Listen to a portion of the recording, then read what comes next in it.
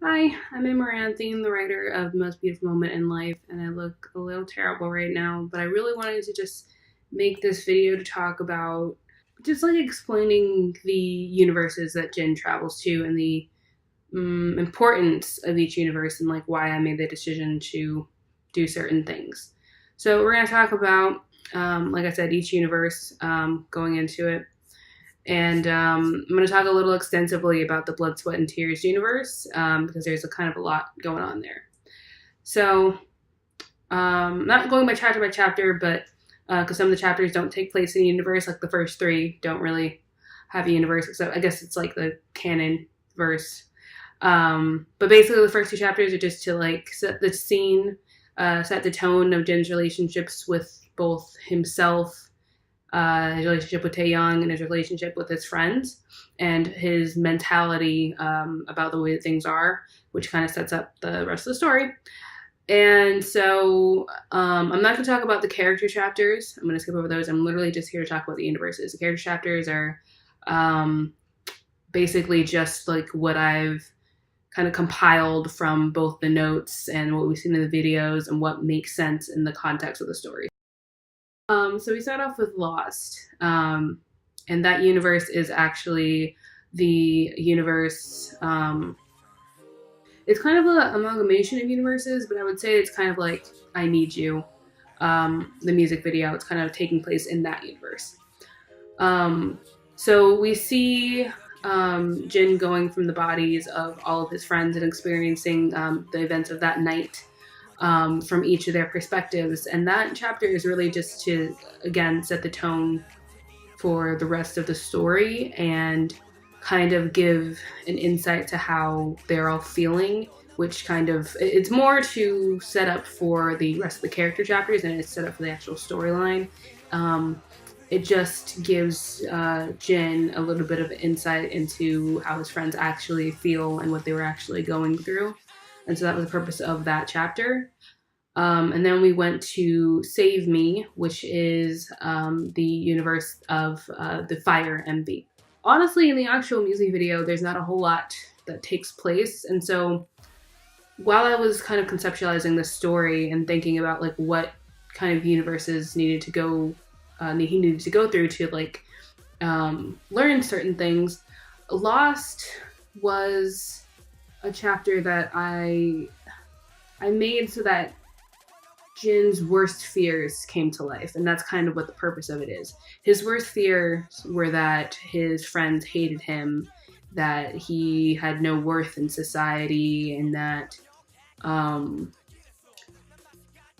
the things that he was imagining from his friends hiding things from him and not telling him things and leaving him alone and preferring, each other's company and not his company. It was kind of like an amalgamation of all those fears, which is why you have that very brutal death, and you also have all of them like telling him why they hate him so much and what he did, and kind of blaming him for the way that they are, because it's kind of the way that Jin feels. It's his guilt manifested. It's the hatred that he feels he deserves manifested.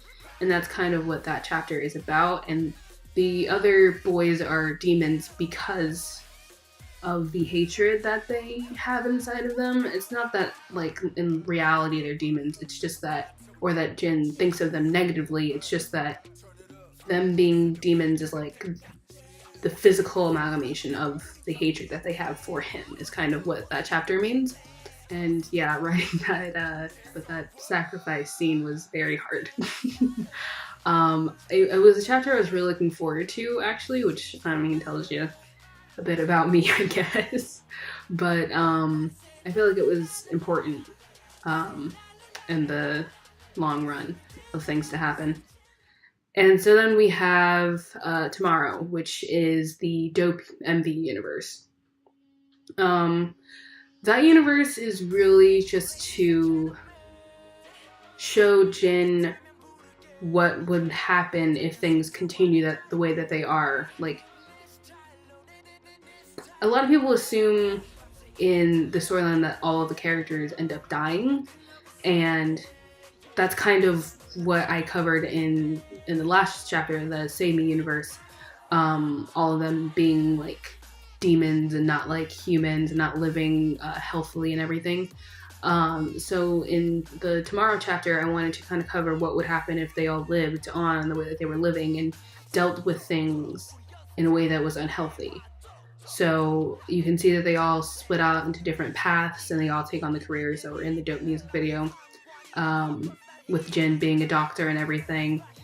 And it's kind of just to show him what path, like the different paths that his friendships are going on. And that was kind of the purpose of making that chapter. I really enjoyed writing that chapter too because I really liked having So Yoon come back and kind of explain her side of the story and give Jin the closure that he needed. Obviously, this is not reality, so in reality, it may not even be how she actually feels, but in his mind, in this universe that he's in, this place that he's in, that's the truth that he's given. And I think it's important to say that they're not necessarily like amalgamations of Jin's thoughts. Like, these universes aren't created by Jin's mind, right?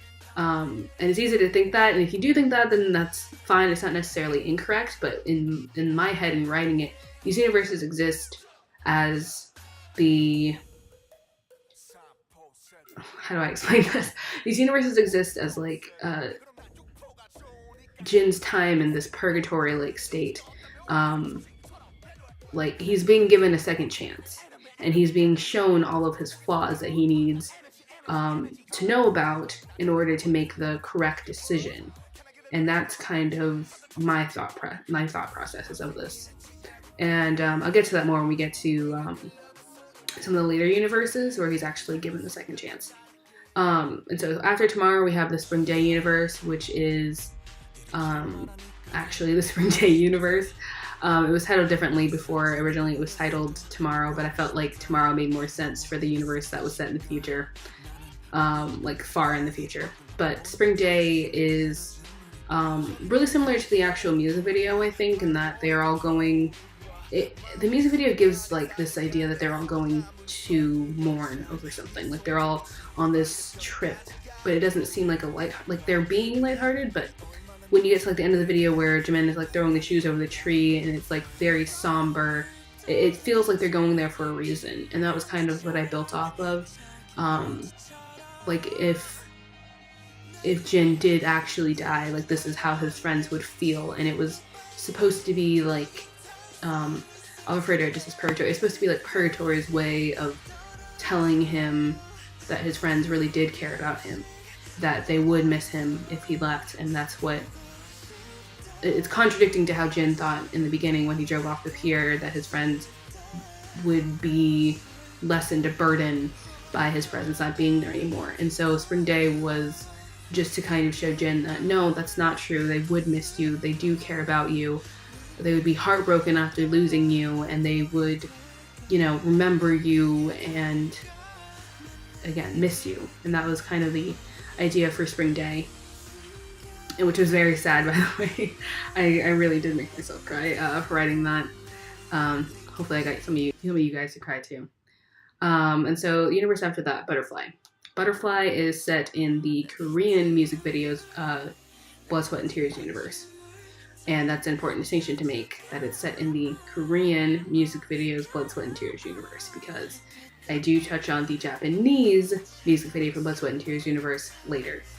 And so with Butterfly, I know it seems probably a bit abstract in that you don't know like really what's the purpose of this, because it's like he's suddenly in a land where there are demons and angels and his friends are angels and he's an angel, but they're all like doing things the angels wouldn't do and like being strange, and it's not like when you see past like them being angels, it's kind of like Lost, like not Lost but Signy.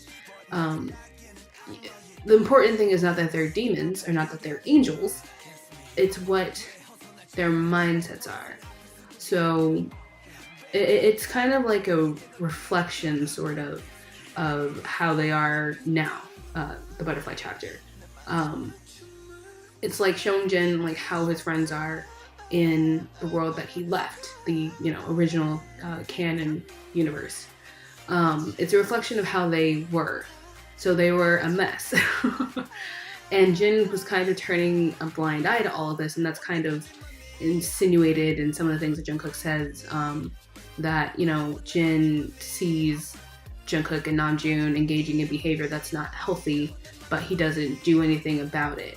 And that he's the mentor for Taeyoung, but Taeyoung is the one that's mostly turning to the dark side. And that, like, when the problem of Jimin is brought up, Jin is the first one to say, like, no, he is lost. So it's kind of just a chapter to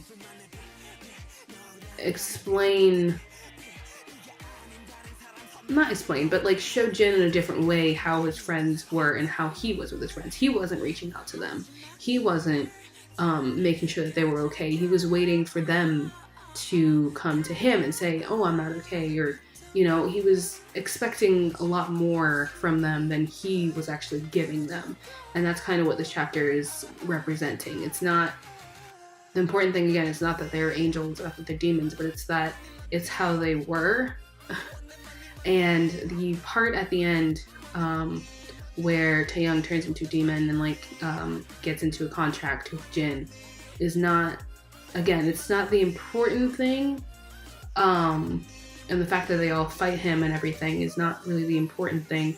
It's that it's kind of reminiscent that Jin is willing to do anything to get out of this place, right? So we think back to the House of Cards chapter where Jin drives off the pier. He's desperate to do anything to get away from the situation, and that's kind of what the reflection is in the Butterfly chapter, that he's willing to even sell his soul to someone he knows is a demon, someone he knows is not bad. Someone who knows is bad, in order to escape the situation rather than actually dealing with it. And that's kind of what the point of that is. It's not so much that, oh, he's a demon and he sold his soul. It's kind of that he didn't want to deal with the situation, so he drove off the pier. And that's kind of what the reflection is. So it's like Jin being able, the purpose of the chapter is Jin being able to look at his relationships with his friends in a different perspective, so that he can actually see the mistakes being made, the problems that are evident and blatant, the problems that he's not doing anything about, is kind of the thing there. And it is also reminiscent of Jin's relationship with Taeyoung. He knows that Taeyoung is bad. He knows that Taeyoung is not a good person. He knows that he should be helping Taeyoung, but he isn't. He knows that doing the contract is bad, but he does it anyways. So it's kind of that kind of relationship reflected as well. Hopefully that makes sense. There is a lot of, that chapter is more like metaphoric than it is literal. And I feel like a lot of people in reading that probably wouldn't get that from the start. So that's why I wanted to talk about that one a lot. And then we move into I Need You, which is actually set in the universe of the Euphoria, Theme of Wonder universe, where we see clearly that Jin has been given a second chance by things being drastically different than how we saw them before. The same things are happening, but they're happening differently. Once again, Jimin is left behind. That's kind of a prominent theme of the Theme Love Yourself video, is that Jimin is alone. His friends are there, and then they're not. And then he's trying to leave the hospital. But he's also, there's a lot of symbolism there, but I'm not breaking down the music, the video, but I'm breaking down the chapter. So enough of that. But this chapter was really just to show, it was kind of like a test. Jin was given a second chance, and he got arrogant. He thought that, oh, now I know everything, so I'm going to be able to do it fine. And yes, he had concerns about, talking to Taeyoung the first time, about things being different with Namjoon, about talking to Sok, and addressing the problem with Haesoo and himself. And the thing is that Jin thinks that he can make it perfect, that he can make his life perfect, that he can fix everything and everything will be without problem. But that's not how life is. Life always has issues. Nothing is ever going to be perfect. But he has this notion in his mind that he can make it perfect, and that's what the tragic downfall of this chapter is that he thinks that he made things perfect. But as we can see, he forgets about Jimin, and not that that's in this chapter, but he forgets about Jimin, and then the consequences for that are immediate, because he's forgotten something again, because he can't ever fix everything. Even though he thinks that he can. And I think that's an important character development point for him. Yes, he addresses a lot of things, and yes, he has grown a lot, but he still has more growing to do. And I feel like as a character, Jin doesn't really realize. He struggles to realize at a lot of different points that he still has some growing to do, that he's not perfect the way that he is, that he does need to keep changing, that things can't stay stagnant, that he can't stay stagnant as a person, and that he's not going to grow as a person unless he changes. And that's kind of the overarching character development theme for his character. And then we move into Run, which is the universe of the Love Yourself highlight reels. And I kind of struggled with this chapter quite a bit. I just didn't know how to make the appearance of the girls necessary or helpful to the plot. Yes, they're there, but you don't really get a definitive answer for their presence in the Love Yourself highlight reel. They're just kind of there, but there's no end point. There's no reason for them being there that we see. And so it was kind of a struggle for me to make that reason, and that's why this is a dream that he has in this different version of reality. And that's another important distinction to make, that the I Need You universe is it's a different reality than the one that Jin left, but it is still a reality, while the other ones are alternate universes that do not actually exist. So, very confusing. I can see the question marks already. Don't think about it too hard. It's not really that important. But that's why it's a dream, and it's the first time that Jin dreams while being in this purgatory-like world. And so it only makes sense that, of course, it's confusing and strange, and also a growing moment for him. And that he finally thinks about, is forced to think about, what his friends' lives would be like if they didn't have him. And this is kind of a harsher reality than Spring Day, in that he's shown that they can live without him, and they can be happy without him, but they wouldn't be the same people that they are with him. And so it's not necessarily a bad reality that they can move on without him, but it's something that Jin doesn't want to hear. He wants to feel needed. He wants to feel like his friends need him. But in reality, maybe they don't. In reality, maybe after Spring Day, the stuff that happens in Run could happen, It's a reality that people have to face, that people can move on without them, that people can live without them, even if you don't want them to. And it's a bit sad. It's a very sad topic for me to talk about, and I'll kind of wrap it up at the end how I feel about a lot of things in the story, because it is actually a very personal story, but I'll get into why that is at the end of this. And so at the end of Run, we see that Jin realizes that he's made a mistake with Jimin, and he remembers the place of the last photograph.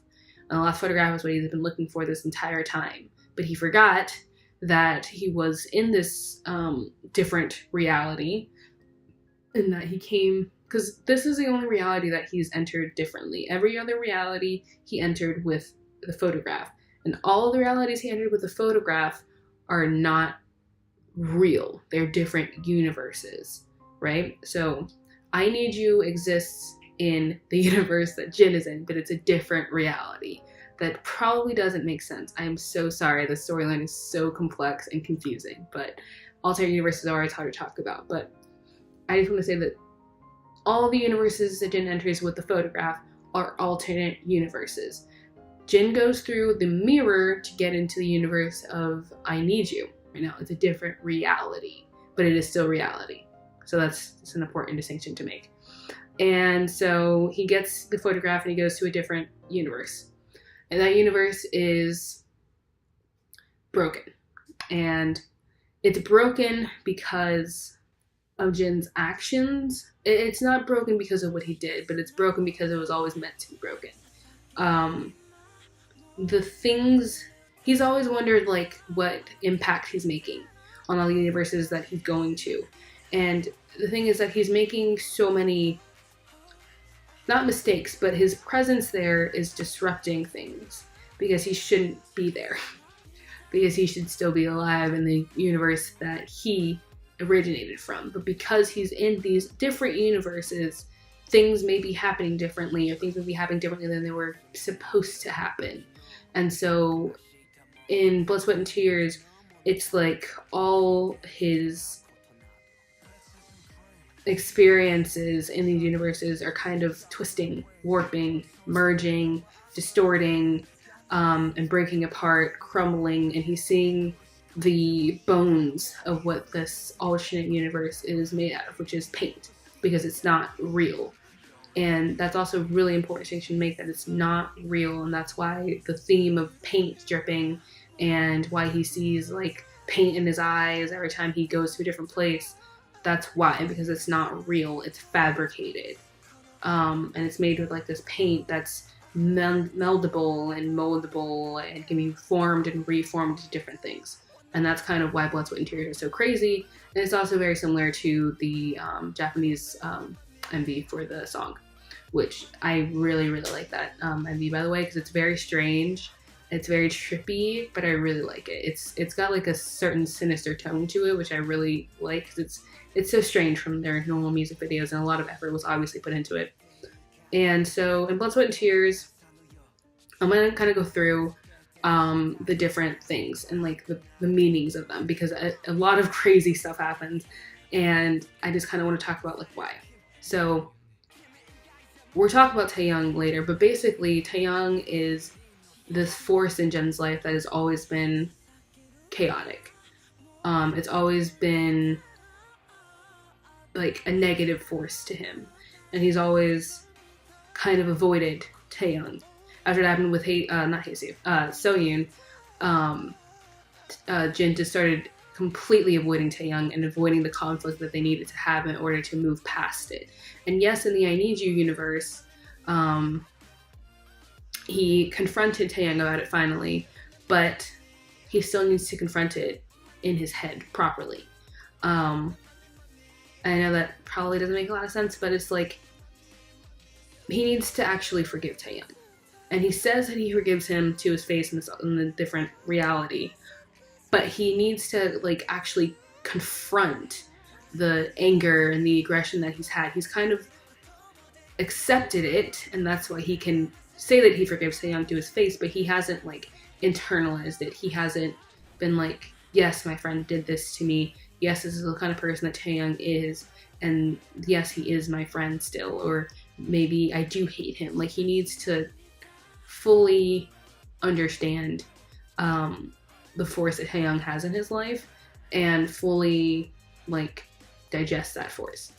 So that's why Taehyung is chasing him and acting crazy and trying to kill him throughout the entirety of this chapter. And Taehyung like follows him through the different distorted universes that he ends up in, which should already tell you this isn't reality, because I mean, skipping to different universes and someone chasing you through these different universes is not something that would happen in reality. And so yeah, so the first universe that we get to, and I'm going to ignore the whole maze thing, that's not really to have like any significance other than they're like windows to the different universes in this purgatory place, basically. Because mirrors have been like a large theme throughout the story. Jin's looked in mirrors and been taken back. He's that's basically how he's been taken back every time. He looks at his reflection and he's taken back to the limbo in the purgatory. And then he touches a photograph and he goes to a different universe, and then he returns to limbo again by looking at his reflection. And so that's basically what the mirrors are, like why they're in mirrors. And so Namjoon's role in this alternate version of Blood, Sweat, and Tears. We went here in Butterfly, and now Jin is returned, but that's a lot different than he remembers it. They help him get out of there, and then Taeyang chases him some more, and then they end up having that final kind of confrontation on the balcony of the party. And that's just, really, it's just Jin finally confronting Taeyang and finally confronting that they don't have to be opposing forces, that they can live, that Jin has forgiven him, because before it was kind of like forgiving the thing that Taeyang did, but he wasn't forgiving Taeyang as a person, right? So he forgave him for the thing with Soyoon, but he still didn't forgive Taeyang for being the person that he was. And that was kind of, this is kind of like the point where he's like, fine, like, I don't think you're a bad person, you just done terrible things. And that's exactly what Taeyang needs to hear, even in reality, that he isn't a bad person, but he's just had a hard life and had hard things happen to him, but it doesn't like define who he is as a person. And that's kind of the importance of that part. At the end, Jin sees himself, and this is kind of reminiscent of what happens in the actual video, and that Jimin sees himself and then is pulled from the universe. Jin sees like his actual self, and this is I really, really like this part, actually, because it just came in my mind and I was like, yes, that's what I need to do. So Jin sees himself as he is in this purgatory, and it's gonna get real confusing. It's like the Jin that he sees with the black eyes sitting there in the black clothing, wanting to get out from this room but not able to. That's the Jin that's actually him. So it's like his soul, basically. Let's say that. So the Jin with the black eyes is like his soul, and so he's seeing his soul is distraught. It's like broken. It wants to escape, and so it's like this dark force in Jin's heart that he finally allows to be free.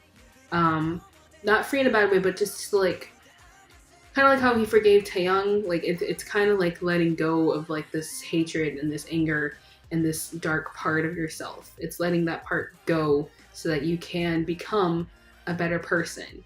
And that's what that scene is. I don't know if I want to talk too much about Awake. There's not really that much to say about it. It's pretty much all covered in the actual chapter, but it's just Jin being given his final chance. He's being given a world that he strives for, that he feels like he's always longed for, but it's a world that he gets at the expense of his friends. So it's either you get this kind of perfect world in which you get to completely start over, you get to do whatever you want with these two people that support you endlessly and that love you, and yes, you have some baggage, but every life's gonna have baggage, but this is like the best perfect life that you could wish for, but you don't get your friends in it. And that was this is kind of like this ultimatum part that this purgatory is like has given him. It's you get this perfect life without your friends, or you can go back and know that it won't be perfect. No matter how hard you try, it'll never be perfect, but you can have your friends. And that's kind of the ultimatum that he was given, and he made his choice. And he knows that like no matter what he does, he might make a mistake, he might end up doing this whole thing all over again. But he knows that that's where his heart wants to be, and that's the story. So sorry this is long. I just kind of wanted to talk about the different universes and explain my thought processes for them, because I know like in the actual story it can be kind of hard to understand like why I made these like creative decisions or why I changed certain things about the universes or made them the way that they are. So this is kind of just an explanation. Thank you guys so much for listening. Thank you for reading, and thank you for joining me on this journey. Oh, and I just want to end this by saying that this, like I said before, this story is really personal to me. The way that Jin thinks about things is the way that I think about things, and it's been really therapeutic in me to write this and be able to kind of vent my feelings and be able to write and process in a healthy way. And so yeah, the story is like deeply personal to me. Like real personal. Pretty much everything that happens to all the characters have been based on things that I feel, not necessarily things that I've been through, but things that I feel about certain things. But there are certain aspects of each character that embody a way that I think. And it's funny too because some of the characters actually remind me of friends. Like Namjoon reminds me of a friend. Yoongi reminds me of a friend, and Jimin reminds me of a friend, and honestly, Jungkook reminds me of myself. But Jin is definitely the most like me. And so I'm curious about which character stands out to you as being like, wow, that's a little too close to home for me. Like, let me know. Sorry if I've hurt you by writing the story, but I needed to do it. So thank you so much. And that's it.